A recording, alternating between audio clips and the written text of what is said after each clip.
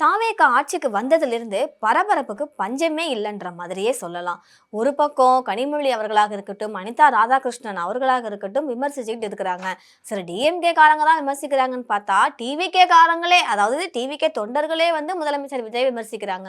இன்னொரு பக்கம் பார்த்தா பயிர்க்கடன் தள்ளுபடி நீங்க பண்ணீங்கல்ல, அந்த 5,000 நீங்களே வச்சுக்கோங்க, கூட வேணா நாங்க மேல ₹1 போட்டு தர்றோம் அப்படின்னு சொல்லிட்டு அவங்க ஒரு பக்கம் அதிரடியா விவசாயிகள்லாம் பண்ணிட்டு இருக்காங்க. இந்த நிகழ்ச்சியை பத்தி நம்ம இப்ப ஷோல பார்க்கலாம் வாங்க.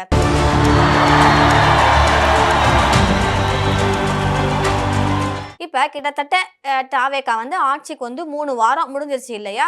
ரொம்பவே எதிர்பார்ப்போட வந்து வந்தாங்க. மக்கள்ட்டயும் அந்த எதிர்பார்ப்பு இருந்துச்சு. விஜய் அவர்கள் சிஎம் ஆனா நல்லது செய்வாரு அப்படின்ட்டு. ஆனா தமிழக வெற்றி கழகம் ஆட்சிக்கு வந்ததுல இருந்தே ஒரு சில நிறைய சர்ச்சையான விஷயங்கள் வந்து வந்துட்டு தான் இருக்கு. தாவேகா மேல ஒரு பிரதான கட்சியாக இருக்கக்கூடிய ஒரு பாரம்பரிய கட்சியான திராவிட முன்னேற்ற கழகம் வந்து கடுமையா விமர்சனத்தை முன் வச்சுட்டு தான் வந்துட்டு இருக்காங்க. ஃபர்ஸ்ட் 6 மாசம் நாங்க தாவேகாவை விமர்சிக்க மாட்டோம் அப்படின்னு டிஎம்கே சொன்னாங்க. ஆனா டிவிகே பொறுப்பேற்ற நாள்ல இருந்தே அந்த ஆட்சியை பத்தியும் சரி, முதலமைச்சர் விஜய் அவர்களை பத்தியும் சரி திமுக கடுமையா விமர்சிக்குது. அதுலயும் அனிதா ராதாகிருஷ்ணன் இருக்காங்கல்ல, அவங்க பாரபட்சமே பார்க்காம தாவேகாவை சரமாரியா விமர்சிச்சுட்டு வர்றாரு. 6 மாசம் நாங்க வந்து எதுவும் பண்ண மாட்டோம் அப்படின்னு சொன்னவங்க 6 நாள் கூட அமைதியா இல்ல அப்படின்ற மாதிரி திமுகவை வந்து சிஎம் வந்து கிண்டலா பேசியிருந்தார்ல. இதுக்குதான் அனிதா ராதாகிருஷ்ணன் அவர்கள் வந்து அவருடைய பாணியில வந்து பாரபட்சம் இல்லாம கடுமையா விமர்சனம் பண்ணியிருக்காரு. தூத்துக்குடி மாவட்டத்தில் இருக்கக்கூடிய திருச்செந்தூர்ல திமுக முன்னாள் அமைச்சராக இருக்கக்கூடிய அனிதா ராதாகிருஷ்ணன் வந்து நியூஸ் ரிப்போர்ட்டர்ஸ்லாம் பார்த்து அவங்களுக்கு வந்து பேட்டி கொடுத்திருக்காரு. என்ன சொல்லியிருக்காருன்னா, அதுல நாங்க வந்து ஒரு அரசியல் கட்சி நடத்துறோம். திமுகன்றது அரசியல் கட்சி. எந்த குற்றச்சாட்டு எங்க எப்ப நடந்தாலும் சுட்டி காட்டுறது எதிர்கட்சியோடைய கடமை. அந்த கடமையை தான் எங்க திமுக தலைவர் மு.க.ஸ்டாலின் செஞ்சுக்கிட்டு இருக்காங்க. அதே மாதிரி எங்க இயக்கத்துல இருக்கிற மூத்த தலைவர்களாக இருக்கட்டும், இல்ல தொண்டர்களாக இருக்கட்டும், தவறுகளை சுட்டி காட்டி பேசுவாங்க தான். அதனால 6 மாசம் 8 மாசம் 10 மாசம் இந்த கதையெல்லாம் நீங்க வந்து விடக்கூடாது. இந்த ஆட்சியே ஃபர்ஸ்ட் 6 மாசம் இருக்குமான்னு தெரியல, அதுவே வந்து கேள்விக்குறியா இருக்கு. இதுல 6 மாசம் கழிச்சு நீங்க கேள்வி கேளுங்கன்னா 6 மாசம் கழிச்சு யார்கிட்ட போய் நாங்க கேள்வி கேட்கறது அப்படின்ற மாதிரி கேட்டிருக்காரு. இப்ப நடிகர் விஜய் அவர்கள் திமுக ஆட்சியில தான் சட்டம் ஒழுங்கு, இந்த போதைப் பொருட்கள் கலாச்சாரம்லாம் அதிகரிச்சிருக்குன்னு கூறியிருக்காரு இல்லையா? ஆனா இப்ப என்ன நடக்குது? இப்ப ஆல்மோஸ்ட் ஒரு 20 நாளுக்கு மேல ஆயிடுச்சுல்ல. கற்பழிப்பால எவ்வளவு பாதிப்புகள் ஏற்பட்டிருக்கு. இந்த கஞ்சா கடத்தல், கள்ள லாட்டரி பழக்கங்கள்லாம் அதிகரிச்சிருக்கு. இதையெல்லாம் ஃபர்ஸ்ட் தடுத்து நிறுத்த நீங்க சொல்லுங்க. கள்ள லாட்டரி அதிகரிச்சிருக்குது இல்லையா, அந்த பழக்கத்தை மறுபடியும் நீங்க வந்து தொடங்க திட்டமிட்டு இருக்கீங்க அப்படின்ற தகவல் எங்களுக்கு வெளியாகிருக்கு. அது எந்த அளவுக்கு உண்மைன்னு தெரியல. ஆனா தமிழகத்தை குட்டி சோறாக்கி விடுவீங்களோ அப்படின்ற பயம் வந்து மக்கள் மத்தியில, தமிழக மக்கள்கிட்ட அதிகமா இருக்குது. இப்ப வரக்கூடிய நாட்கள்ல தாவேகா அப்படின்ற கட்சியே இருக்காது. அதனாலதான் தமிழகத்துல எதிர்கட்சியே இருக்காது அப்படின்றத முதலமைச்சர் வந்து சூசகமா சொல்லியிருக்காரு. இப்படின்ற மாதிரியும் சொல்லியிருக்காரு. சரி, இவங்க தான் ஒரு பக்கம் விமர்சிக்கிறாங்க. அடுத்ததாக என்னன்னு பார்த்தோம் அப்படின்னா, பயிர்க்கடன் தள்ளுபடி பண்ணாங்கல்ல, அதுல ஒரு அதிரடி.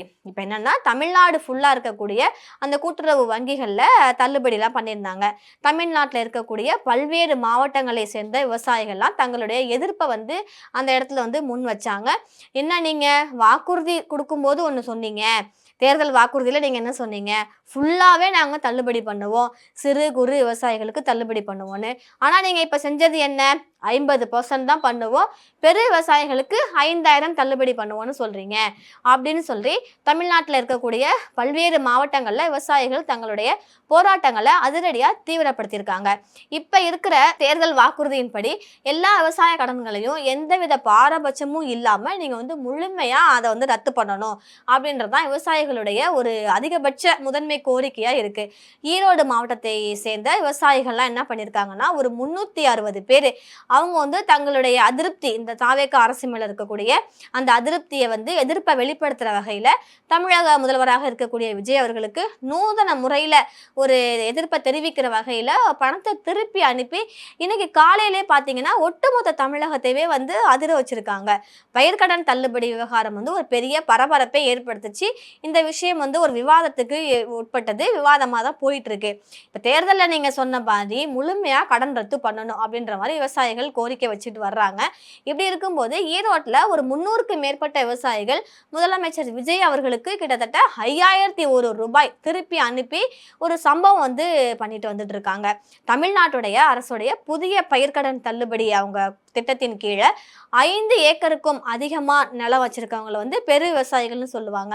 அந்த பெரு விவசாயிகள் எல்லாருக்குமே விவசாயிகள் வாங்கிய ஒட்டுமொத்த கடன் எவ்வளோ தொகை இருந்தாலும் அது 10 லட்சமா இருந்தா கூட தலா 5000 மட்டும்தான் இப்ப நிலையான தொகையா நாங்க வந்து தள்ளுபடி நாங்க பண்ணுவோன்ற மாதிரி முதல்வர் அறிவிச்சிருந்தாருங்க இல்லையா? அரசோடைய இந்த தள்ளுபடி அறிவிப்பால தங்களுக்கு எந்தவித பயனும் கிடையாது. நீங்க இந்த 5000 தள்ளுபடி பண்ணா என்ன, பண்ணாட்டி என்னன்ற மாதிரி குற்றம் சாட்டுறாங்க. விஜய் அவங்க தலைமையிலான தற்போது அரசு தங்களுடைய தேர்தல் வாக்குறுதியில அவங்க என்ன சொன்னாங்கன்றத அவங்களுக்கு ஞாபகம் இல்லையா அப்படின்ற மாதிரி விவசாயிகள் வந்து கேட்டுட்டு இருக்கிறாங்க. நீங்க தேர்தல் வாக்குறுதியில என்ன குறிப்பிட்டிருந்தீங்களோ அதை நீங்க பண்ணுங்க. கடனை முழுமையா ரத்து செய்யாம இப்ப புதிய நிபந்தனைகள் மூலமா நீங்க இதெல்லாம் பண்றீங்க பாத்தீங்களா? இந்த பாரபட்சம்லாம் வேண்டாம் எங்களுக்கு. இந்த பாரபட்சம் நீங்க காட்டுறீங்கன்ற மாதிரி விவசாயிகள் தரப்புலையும் கடுமையா குற்றச்சாட்டுகள் வந்திருக்கு. அரசு சொல்லியிருந்த அந்த 5000 ரூபாய் அரைக்குறை திட்டம் வந்து எங்களை வந்து ஒரு ஏமாற்ற செயல் தான் இது. மாற்றம்னு நீங்க ஏமாத்துறீங்கன்னு ஈரோடு மாவட்டத்தை சேர்ந்த அந்த 360 விவசாயிகள் கடுமையா அவங்களுடைய எதிர்ப்பை வந்து தெரிவிச்சுட்டு வந்துட்டு இருக்காங்க. அதே மாதிரி விவசாயிகள் தங்களுக்கு அரசு தள்ளுபடி பண்ணுச்சுல்ல அந்த 5000 ரூபாய் அதோட 1 ரூபாய் சேர்த்து இருந்தாங்க நாங்க தர்றோம் தமிழக அரசுக்குன்ற மாதிரி 1 ரூபாய் கூட சேர்த்து அவங்களுக்கு தபால் மூலம் காசை திருப்பி அனுப்பிட்டு அவங்களுடைய எதிர்ப்பை வெளிப்படுத்தி இருக்கிறாங்க. ஸோ தேர்தல் வாக்குறுதியில நீங்க என்ன சொன்னீங்க அதை நீங்க பண்ணுங்க. 5000 ஏக்கர் நிலம் வைத்துள்ள அனைத்து விவசாயிகளுக்குமே நீங்க வந்து முழு பயிர்க்கடனையும் எந்தவித நிபந்தனையும் இல்லாம முழுமையா தள்ளுபடி பண்ணுவோம், தள்ளுபடி செய்யணும் அப்படின்ற மாதிரி இப்ப விவசாயிகள் வலியுறுத்திட்டு வந்துட்டு இருக்காங்க. தமிழக அரசினுடைய இந்த அரைகுறை அறிவிப்பை தொடர்ந்து ஈரோடு மட்டும் இல்லாம தஞ்சாவூர் மாவட்டம், விழுப்புரம், ராணிப்பேட்டை, திருநெல்வேலி, இப்படி புதுக்கோட்டைன்னு அடுத்தடுத்த மாவட்டங்கள்லாம் வந்து சேர்ந்துட்டு தான் இருக்காங்க. தமிழ்நாட்டுடைய பல முக்கிய மாவட்டங்களில் விவசாயிகள் வந்து இந்த போராட்டங்கள் வந்து அசுர வேகத்துல தீவிரம் அடைஞ்சிருக்கு.